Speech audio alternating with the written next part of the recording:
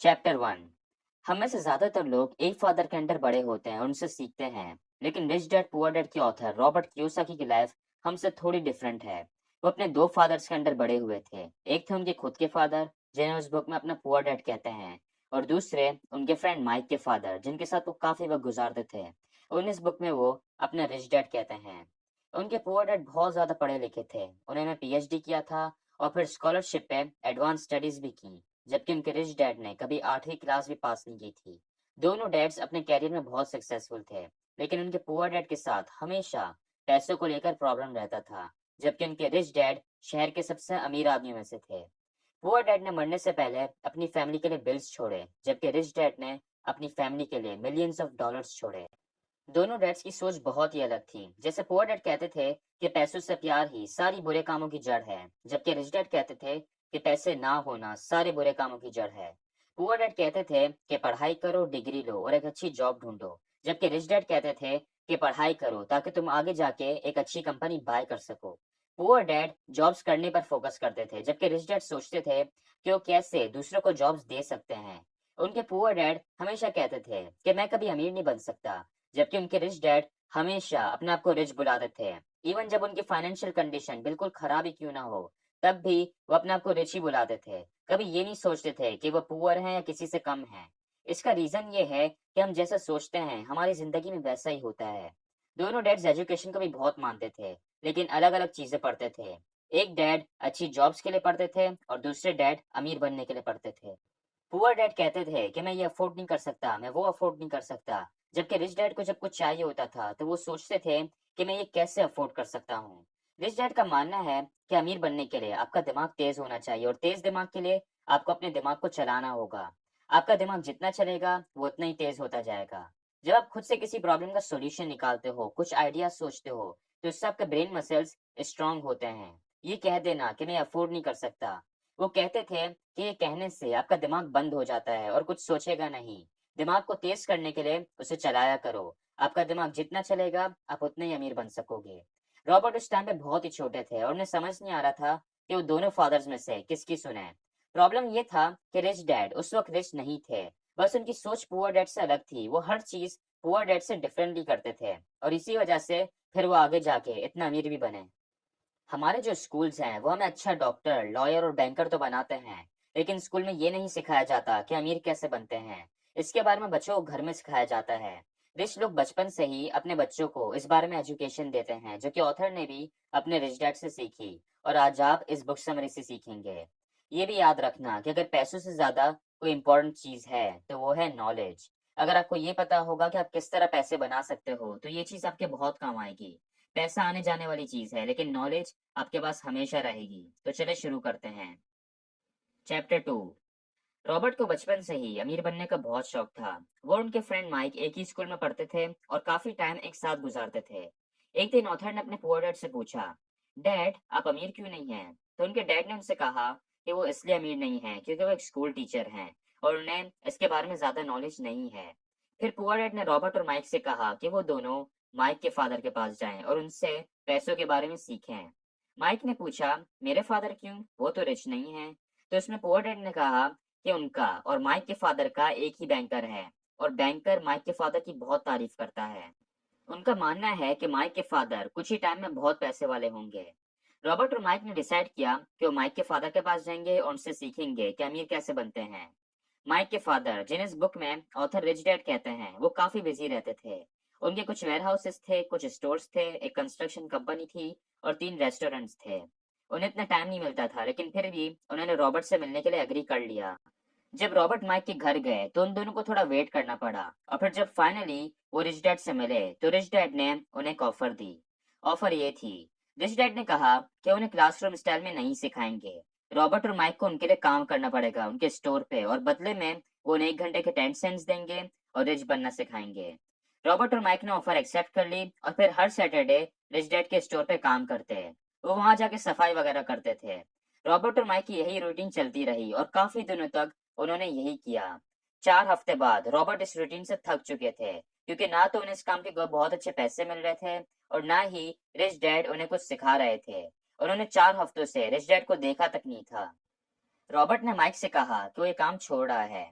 ये सुन के माइक को हंसी आने लगी और ये देख के रॉबर्ट को गुस्सा आया। उन्होंने गुस्से में माइक से पूछा कि वो क्यों हंस रहा है। माइक ने कहा कि उसके फादर को शुरू से इसके बारे में पता था। रिच डैड ने माइक से कहा था कि रॉबर्ट काम छोड़ देगा और जब वो ऐसा करे तो माइक रॉबर्ट को उनके पास लेकर आए। रॉबर्ट को समझ नहीं आ रहा था कि आखिर रिच डैड ने ऐसा क्यों किया, क्यों उनसे फजूल में इतना काम करवाया और कुछ सिखाया भी नहीं। ऑथर के जो रियल पुअर डैड थे वो भी बहुत गुस्से में थे और उन्होंने रॉबर्ट से कह दिया था कि वो ये काम छोड़ दें। सैटरडे को रॉबर्ट फिर से रिच डैड से मिले और इस बार काफी गुस्से में थे। उन्होंने रिच डैड से कहा, मैंने आपके लिए काम किया, अपने बेसबॉल गेम्स मिस किए, इतनी मेहनत की और बदले में आपने मुझे कुछ भी नहीं सिखाया। आप भी बस दूसरों की तरह लालची हो। रॉबर्ट ने अपना सारा गुस्सा रिच डैड पर निकाल दिया और फिर रिच डैड ने कहा, रॉबर्ट तुम मेरे वर्कर्स की तरह बिहेव कर रहे हो। फिर रॉबर्ट ने कहा कि पैसे बढ़ाना तो अलग बात है, लेकिन रिच डैड ने उन्हें कुछ सिखाया भी नहीं। तो उसके रिप्लाई में रिच डैड ने कहा कि वो रॉबर्ट और माइक को पहले दिन से सिखा रहे हैं। इस पे रॉबर्ट ने हैरान होकर बोला, आपने हमें कब सिखाया, आपने तो हमसे बात भी नहीं की। रिच डैड ने कहा, रॉबर्ट सिखाने का मतलब सिर्फ ये नहीं होता कि आप किसी को कोई लेक्चर दो, मैंने तुम्हें लाइफ का एक एक्सपीरियंस दिया है। रॉबर्ट को समझ नहीं आ रहा था कि रिच डैड क्या बात कर रहे हैं, कौन सा एक्सपीरियंस क्या सिखाया है। रॉबर्ट ने रिच डैड से बिल्कुल क्लियरली कह दिया, मैंने स्टोर पे काम करके आखिर क्या सीखा है, आप मेरे पैसे बढ़ाएं, मुझे सिखाएं, वरना मैं ये काम छोड़ दूंगा। रिच डैड ने कहा, देखो ज्यादातर लोग यही करते हैं क्योंकि उन्हें ऐसा लगता है कि ज्यादा पैसे आने से उनकी प्रॉब्लम सॉल्व हो जाएंगी। आई एम श्योर थोड़ी कंफ्यूजन आपको भी हो रही होगी कि आखिर क्यों रिच डैड ने रॉबर्ट से स्टोर पे काम करवाया, वो आखिर रॉबर्ट को क्या सिखाना चाह रहे थे। बेसिकली यहाँ पर रिच डैड रॉबर्ट को बता रहे हैं कि ज्यादातर लोग क्यों पुअर रह जाते हैं, वो क्या गलती करते हैं। रिच और पुअर में सबसे बड़ा फर्क ये होता है कि पुअर लोग सारी जिंदगी पैसों के लिए काम करते हैं, जबकि रिच लोग पैसों के लिए काम नहीं करते, पैसा उनके लिए काम करता है।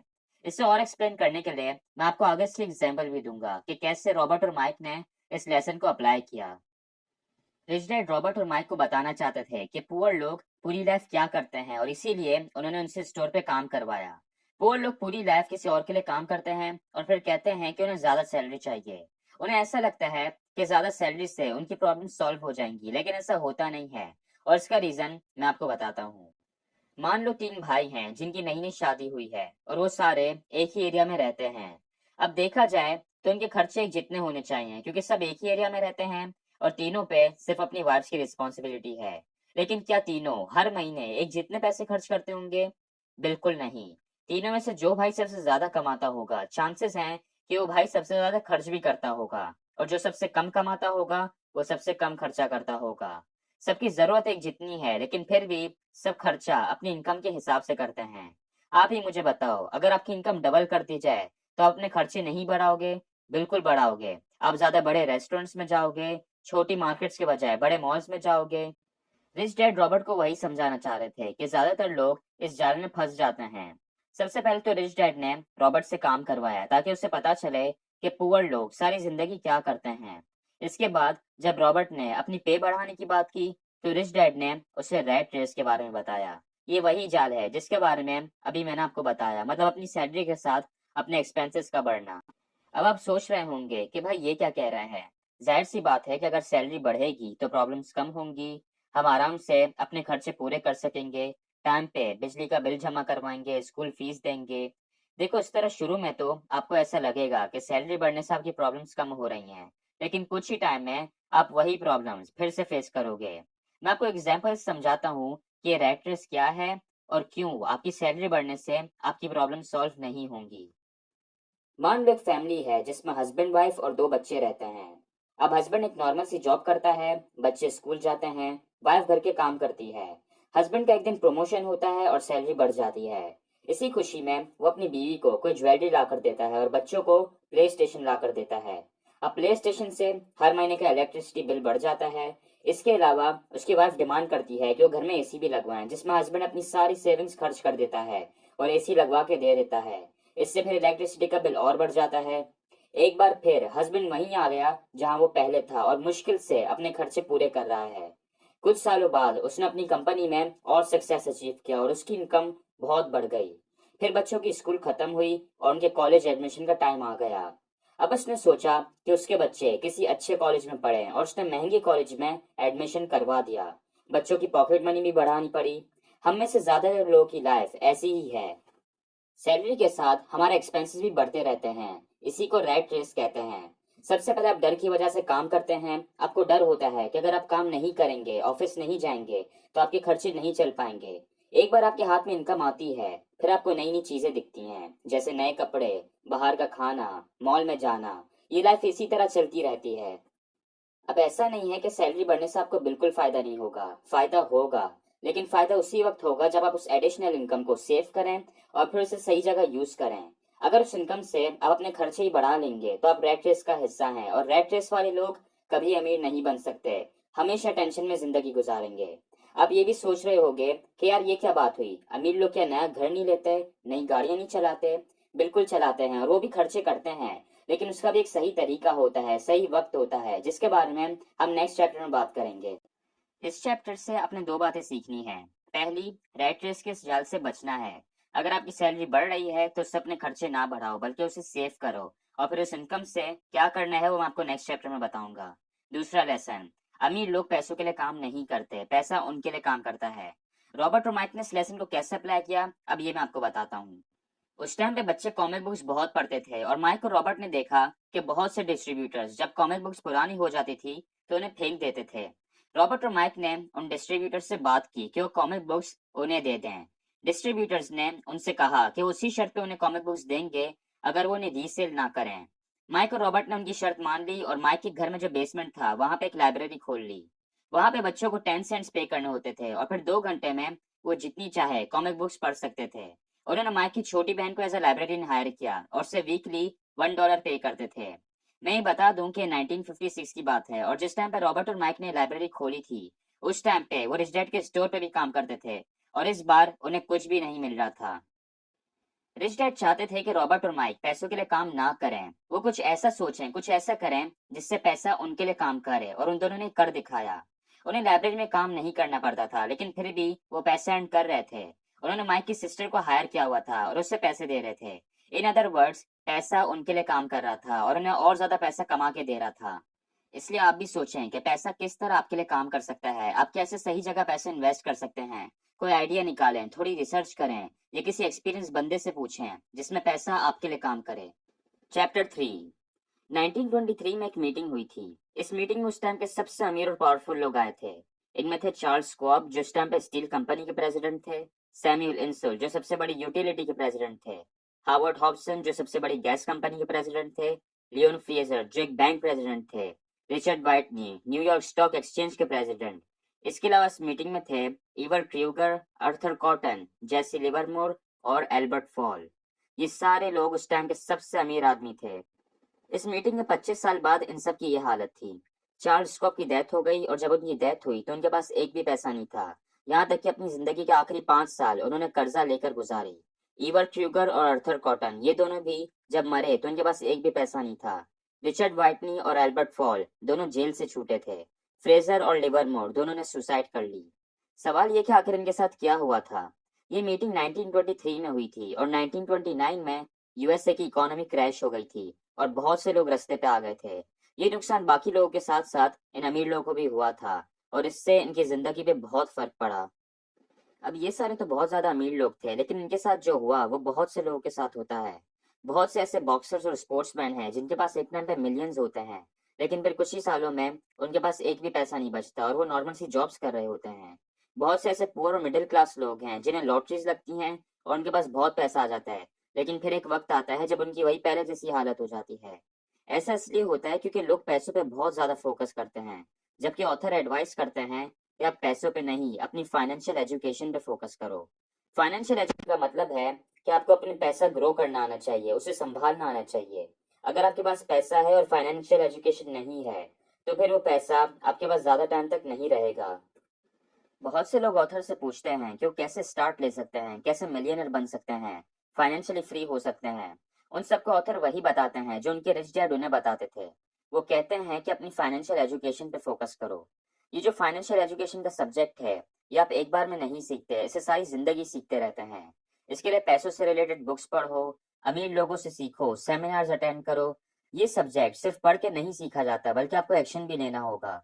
जब रॉबर्ट कियोसाकी और उनके फ्रेंड माइक छोटे थे, उसी वक्त से रिच डैड ने उन्हें फाइनेंशियल एजुकेशन देना शुरू कर दी थी। एक दिन रॉबर्ट ने रिच डैड से पूछा कि अमीर बनने का सबसे बड़ा सीक्रेट क्या है। तो इस पे रिच डैड ने कहा, अमीर बनने का सिर्फ एक ही सीक्रेट है, वो ये कि आपको एसेट्स और लायबिलिटीज के बीच का डिफरेंस पता होना चाहिए और आपको एसेट्स बाय करना है। वैसे फाइनेंशियल एजुकेशन का सब्जेक्ट बहुत ही डीप है, लेकिन ये जो प्रिंसिपल है ये अमीर लोगों का सबसे बड़ा सीक्रेट है। रिच डैड कहते हैं कि ये सबसे इम्पोर्टेंट रूल है और अमीर बनने के लिए ये सिर्फ एक ही रूल है। अगर इसे फॉलो करोगे तो आप रिच बन जाओगे। अब क्वेश्चन ये है कि ये एसेट और लायबिलिटी क्या है। एसेट मतलब कोई भी ऐसी चीज जिससे आपके पास पैसे आए। जैसे मान लो आपके पास एक घर है जिसे आपने रेंट पे दे दिया, अब हर महीने आपको उसका रेंट मिलेगा, तो ये एक एसेट है। लायबिलिटी मतलब वो चीज जो आपसे पैसे लेती है। जैसे आपने घर में एसी लगवाया, जिससे हर महीने इलेक्ट्रिसिटी का बिल बढ़ जाएगा, तो ये एक लायबिलिटी है। बहुत से लोगों को चीजों को कॉम्प्लिकेटेड करने में मजा आता है, लेकिन रिच डैड हमेशा चीजों को सिंपल रखते थे और सिंपल करके वो रॉबर्ट और माइक को सिखाते थे। अगर आप किसी अकाउंटेंट से एसेट और लायबिलिटी की डेफिनेशन पूछेंगे तो शायद आपको कोई और जवाब मिले, लेकिन रिच डैड की डिक्शनरी में एसेट और लायबिलिटी का यही सिंपल मीनिंग है। तो अगर आपको अमीर बनना है तो सिंपली अपनी लाइफ में एसेट्स बाय करो, और अगर गरीब रहना है तो लायबिलिटीज बाय करो। अब आप सोच रहे होगे कि यार ये क्या बात हुई, अमीर लोगों के घर में क्या एसी नहीं लगा होता, उनके पास गाड़ियां और लग्जरीज नहीं होती? बिल्कुल होती हैं। अमीर लोग बहुत सी लग्जरीज बाय करते हैं और रॉबर्ट कियोसाकी के पास भी बहुत सी गाड़ियां और लग्जरीज हैं। लेकिन वो कहते हैं कि अमीर लोग उसी वक्त लग्जरीज बाय करते हैं जब उनके एसेट्स में से एक्सेस इनकम आ रही हो। उनके पास इतने एसेट्स होते हैं कि उनके एक्सपेंसेस तो निकल जाते हैं, लेकिन साथ ही उनके पास और भी बहुत पैसे बच जाते हैं और फिर उससे वो लग्जरीज बाय करते हैं। जब पुअर लोग पूरा महीना काम करके सैलरी अर्न करते हैं तो उससे वो एक्सपेंसेस पूरे करते हैं। जब मिडिल क्लास के पास इनकम आती है तो उससे वो एक्सपेंसेस पूरे करते हैं और लाइबिलिटीज बाय करते हैं, जिससे अगेन एक्सपेंसेस बढ़ जाते हैं। जबकि रिच लोगों के पास एसेट्स बहुत ज्यादा होते हैं। उनके एसेट कॉलम में से जो इनकम आती है, मतलब उनके रियल स्टेट से जो रेंट मिलता है, उनके स्टॉक्स बिजनेसेस, इन सब से जो इनकम आती है उससे वो एक्सपेंसेस पूरे करते हैं और बची हुई इनकम से फिर से एसेट्स बाय कर लेते हैं। इससे लग्जरीज आप उसी वक्त बाय कर सकते हो जब आपका एसेट कॉलम बहुत बढ़ जाए। इसके अलावा लास्ट चैप्टर में हमने रैट रेस के बारे में बात की थी कि क्यों इनकम बढ़ने से लोग की प्रॉब्लम सॉल्व नहीं होती। वो सॉल्व इसलिए नहीं होती क्योंकि वो एडिशनल इनकम से वही लाइबिलिटीज बाय कर लेते हैं। आपके पास जब एडिशनल इनकम आए तो आपको उसे एसेट्स बाय करना है। एसेट की बेसिक डेफिनेशन मैंने आपको बता दी है। अब एसेट्स कौन से बाय करना है ये आप पर डिपेंड करता है। जैसे ऑथर मोस्टली रियल स्टेट और स्टॉक्स बाय करते हैं। आप एसेट्स पे थोड़ी रिसर्च करो और अपने एसेट कॉलम को बिल्ड करना शुरू करो। जरूरी नहीं है कि एसेट्स में आप घर ही खरीदो। मोस्टली लोगों के लिए वो करना भी इम्पॉसिबल होगा। एसेट्स के लिए बहुत से ऑप्शंस हैं, आपको थोड़ा सर्च करना होगा, कुछ सोचना होगा। जैसे रॉबर्ट और माइक ने एक लाइब्रेरी खोली थी, वो भी एक एसेट था। उससे उनके पास इनकम आ रही थी और वो भी बिना काम करे। बहुत से लोग सोचते हैं कि जॉब भी एक एसेट है, लेकिन जॉब कोई एसेट नहीं है। एसेट ऐसा होना चाहिए जहां आपके पास बिना काम करे इनकम आए। ऑथर ये भी कहते हैं कि एसेट्स ऐसे बाय करो जो आपको पसंद हो, जिनमें आपका इंटरेस्ट हो। ऐसे एसेट्स को आप सही से मैनेज कर पाओगे। इस चैप्टर में हमने दो इंपॉर्टेंट बातें सीखी हैं। पहली, अमीर बनने के लिए सबसे इंपॉर्टेंट है फाइनेंशियल एजुकेशन। ये टॉपिक आपको स्कूल में नहीं सिखाते, आपको खुद से इसे सीखना होगा, और ये तो सिर्फ एक ही बुक है। ये सब्जेक्ट लोग अपनी पूरी जिंदगी सीखते हैं, इसलिए फाइनेंशियल एजुकेशन पे ध्यान दो। दूसरा लेसन, अमीर बनने के लिए एसेट्स खरीदो और लग्जरीज उसी वक्त खरीदना जब आपके एसेट्स बहुत बढ़ जाएं। चैप्टर 4। मैकडोनल्ड्स तो आप सबने देखा होगा, हर कंट्री में उसकी ब्रांचेस हैं। 1974 में रे क्रोक, जो कि मैकडोनल्ड्स के ओनर हैं, उन्हें एक यूनिवर्सिटी में पब्लिक स्पीकिंग के लिए बुलाया था और वहां सारे एमबीए के स्टूडेंट्स बैठे थे। पब्लिक स्पीकिंग खत्म होने के बाद स्टूडेंट्स ने रे को ऐसे ही ड्रिंक के लिए इनवाइट किया, तो फिर वो सारे वहां गए और काफी देर तक बैठे। बातों बातों में रे ने स्टूडेंट्स से पूछा, क्या मुझे कोई बता सकता है कि मेरा क्या बिजनेस है? तो इस सवाल पे सारे स्टूडेंट्स हंसने लगे और फिर एक ने कहा, रे, किसे नहीं पता कि तुम्हारा बिजनेस बर्गर सेल करने का है? तो उस पे रे ने कहा, गलत, मेरा बिजनेस बर्गर सेल करने का नहीं है, मेरा बिजनेस है रियल एस्टेट। वैसे मैकडोनल्ड्स में बर्गर्स ही मिलते हैं, लेकिन एक चीज जिसका रे बहुत ज्यादा ख्याल रखते हैं वो थी फ्रेंचाइज की लोकेशन। मैकडोनल्ड्स की बहुत सी फ्रेंचाइजेस हैं और अगर किसी भी फ्रेंचाइज को सक्सेसफुल बनाना है तो उसकी लोकेशन सबसे ज्यादा इंपॉर्टेंट है। जब किसी भी कंट्री में कोई मैकडोनल्ड्स खोलता है तो उस जमीन को, उस रियल एस्टेट को मैकडोनल्ड्स के नाम से बाय करता है। इसी वजह से आज मैकडोनल्ड्स के पास इतना रियल एस्टेट है जितना पूरी दुनिया में किसी के पास नहीं है। अगर रे क्रोक सिर्फ बर्गर्स बनाने पर ध्यान देते तो शायद वो कभी इतना अमीर नहीं बन पाते, लेकिन उन्होंने अपने एसेट कॉलम को बिल्ड किया है। मैकडॉनल्ड्स के रियल एस्टेट बढ़ते जा रहे हैं, जिसकी वजह से उनके एसेट्स और इनकम भी बढ़ रही है। रिच डैड बचपन में रॉबर्ट को भी यही सिखाते थे। इस चैप्टर में ऑथर ने अमीर लोगों का सीक्रेट 3 बताया है, जो है माइंड योर ओन बिजनेस, मतलब अपने एसेट कॉलम को बिल्ड करो। अब ये पॉइंट हम ऑलरेडी लास्ट चैप्टर में डिस्कस कर चुके हैं, लेकिन इस चैप्टर में आपको उसी से रिलेटेड कुछ इंपॉर्टेंट लेसन मिलेंगे। सबसे पहले तो ये जान लो कि एक इंसान का प्रोफेशन और बिजनेस दोनों अलग अलग होते हैं। बहुत से लोग अपने प्रोफेशन को बिजनेस समझते हैं। जब ऑथर लोगों से पूछते हैं कि उनका क्या बिजनेस है, तो वो कहते हैं कि मैं बैंकर हूँ, मैं टीचर हूँ, लेकिन ये इनका बिजनेस नहीं है, क्योंकि वो बैंक में काम करते हैं, उसके मालिक नहीं हैं। हमारे यहाँ लोग इसलिए पुअर रह जाते हैं क्योंकि उनके पास कोई एसेट या बिजनेस नहीं होता। वो अपनी पूरी लाइफ किसी और के लिए काम करते हैं और इस पर्सन को अमीर बनाते हैं, फिर गवर्नमेंट को टैक्सेस पे करते हैं और फिर एंड में उनके पास कुछ नहीं बचता। ज्यादातर लोग स्कूल और कॉलेज में जाते हैं और जो पढ़ते हैं वही बन जाते हैं। अगर लॉ पढ़ रहे हैं तो लॉयर, मेडिकल की फील्ड में है तो उससे रिलेटेड प्रोफेशन। ऐसे नहीं है कि आपको ये सब नहीं करना चाहिए। ऑथर कहते हैं कि हर सोसाइटी में डॉक्टर, लॉयर, बैंकर, इन सब की जरूरत होती है, इसलिए आपको भी ये करना चाहिए। लेकिन साथ ही आपके पास अपने भी कोई एसेट्स होने चाहिए जहाँ पे आपको बिना काम करे इनकम मिले। रिच लोग सिर्फ अपने एसेट्स पे फोकस करते हैं, जबकि पुअर और मिडिल क्लास अपनी सैलरीज पे फोकस करते हैं। वो चाहते हैं कि उनकी सैलरी बढ़ जाए, और अगर बढ़ भी जाए तो उससे कोई फायदा नहीं होता, क्योंकि उससे वो अपने एक्सपेंसेस ही बढ़ा लेते हैं। ज्यादा सैलरी का उसी वक्त फायदा होगा अगर आप उस एडिशनल इनकम से एसेट्स बाय करो। यहाँ पे ऑथर ने एक और बात बताई है। वो कहते हैं कि जब भी आप जिंदगी में दूसरों से कुछ अलग करते हो तो प्रॉब्लम्स आती हैं। एक बार ऑथर को लोन की जरूरत थी, तो उन्होंने बैंक में लोन के लिए अप्लाई किया, लेकिन बैंक वालों ने उन्हें मना कर दिया, और सिर्फ इस वजह से मना किया क्योंकि ऑथर ने रियल स्टेट में बहुत पैसा इन्वेस्ट किया हुआ था। बैंक वालों को ये चीज अच्छी नहीं लगी कि सिर्फ एक इंसान अकेला रियल स्टेट से इतना पैसा कमा रहा है। इसलिए याद रखना कि अगर आप लोगों के साथ चलोगे तो आपको सपोर्ट करेंगे, लेकिन फिर आप उन्हीं की तरह बन जाओगे, उन जैसी जिंदगी गुजारोगे। लेकिन अगर आप दूसरों से अच्छी जिंदगी चाहते हो तो आपको उनसे अलग चलना पड़ेगा। वो आपको सपोर्ट नहीं करेंगे, बहुत सी मुश्किलें आएंगी, शायद आपकी फैमिली भी आपको सपोर्ट ना करे, लेकिन उस रास्ते के आखिर में आपको रिवॉर्ड्स भी फिर अच्छे मिलेंगे। आप में से जो अडल्ट इस वीडियो को देख रहे हैं, जो कोई जॉब करते हैं और पैसे कमाते हैं, उनके लिए ऑथर ने एक ही एडवाइस दी है। आप लोग अपनी जॉब कंटिन्यू करें, एक अच्छे हार्ड वर्किंग एम्प्लॉय बने, लेकिन जब सैलरी आए तो उसे पूरा खर्च ना करें, अपने खर्चे कम से कम रखें, पैसे सेव करें और फिर उन पैसों से एसेट्स बाय करें। इसके अलावा अगर आपके कोई बच्चे हैं तो उन्हें भी इस चीज के बारे में सिखाइए, उन्हें एसेट्स और लायबिलिटीज के बारे में बताएं। इस बुक में आपने जो सीखा है उनके साथ शेयर करें। जो लोग अभी स्टडी कर रहे हैं वो अपनी स्टडीज कंटिन्यू करें, किसी अच्छे प्रोफेशन में जाएं, और जब उनकी जॉब हो जाए तो ज्यादा से ज्यादा सेविंग करें, अपने खर्चे कम करें और फिर उस सेविंग से एसेट्स बाय करें। आप इस चीज को जितना जल्दी समझेंगे और अप्लाई करेंगे, आप उतना ही जल्दी रिच बनेंगे। अगर एसेट्स की बात करें तो वो कुछ भी हो सकते हैं जिसमें आपको बिना टाइम दिए पैसे मिलें। जैसे कोई बिजनेस हो सकता है जहाँ आपको हर वक्त काम करने की नीड ना हो और इनकम मिलती रहे। इसकी एग्जांपल है वो लाइब्रेरी जो माइकल रॉबर्ट ने खोली थी। इसके अलावा आप रियल स्टेट में इन्वेस्ट कर सकते हैं। बहुत से लोगों को लगता है कि रियल स्टेट इन्वेस्टिंग के लिए बहुत पैसा चाहिए, लेकिन ये सच नहीं है। रियल स्टेट में इन्वेस्ट करने के भी कुछ तरीके होते हैं। ये बुक रियल स्टेट के बारे में नहीं है, लेकिन आपको रियल स्टेट में बहुत सारी बुक्स मिल जाएंगी। रॉबर्ट कियोसाकी ने भी रियल स्टेट पे बुक्स लिखी हैं, आप वो भी पढ़ सकते हैं। इसके अलावा आप स्टॉक्स में इन्वेस्ट कर सकते हैं, म्यूचुअल फंड्स में इन्वेस्ट कर सकते हैं, कोई भी एसेट बाय कर सकते हैं। रॉबर्ट कियोसाकी रियल स्टेट और स्टॉक्स में इन्वेस्ट करते हैं क्योंकि उन्हें उसमें इन्वेस्टमेंट पसंद है। रिच डैड हमेशा रॉबर्ट को एडवाइस करते थे कि एसेट्स ऐसे बाय करने चाहिए जो आपको पसंद हो, जिनमें आपका इंटरेस्ट हो। ऑथर ने जब ग्रेजुएशन कंप्लीट कर लिया तो उसके बाद उन्होंने काफी बड़ी कंपनीज में काम किया, कई सालों तक जॉब्स की, लेकिन साथ ही वो अपने एसेट कॉलम भी बिल्ड करते थे। वो अपनी जॉब के साथ साथ रियल स्टेट्स और स्टॉक्स में भी डील करते थे, उनके बारे में सीखते थे। रिच और पुअर में एक बड़ा डिफरेंस ये है कि पुअर लग्जरीज पहले बाय करते हैं, जबकि रिच लग्जरीज एंड में बाय करते हैं। पुअर अपनी सैलरी से लग्जरीज बाय करते हैं, जबकि रिच अपने एसेट से आई हुई इनकम से लग्जरीज बाय करते हैं। वो अपने खून पसीने की कमाई से ये सब नहीं खरीदते, बल्कि अपने दिमाग चलाते हैं और उससे ये सब खरीदते हैं। रॉबर्ट कियोसाकी की जो वाइफ है वो भी रियल स्टेट में इन्वेस्ट करती हैं। ऑथर अपनी बुक में बताते हैं कि उनकी वाइफ ने मर्सिडीज बाय करने के लिए 4 साल वेट किया और फिर वो कार खरीदी। उस कार के लिए जितने भी पैसे लगे सब एसेट्स में से आए, उसके लिए उन्होंने काम नहीं किया। इसलिए आप भी थोड़ा पेशेंस रखें और लग्जरीज अपने एसेट्स की इनकम से बाय करना।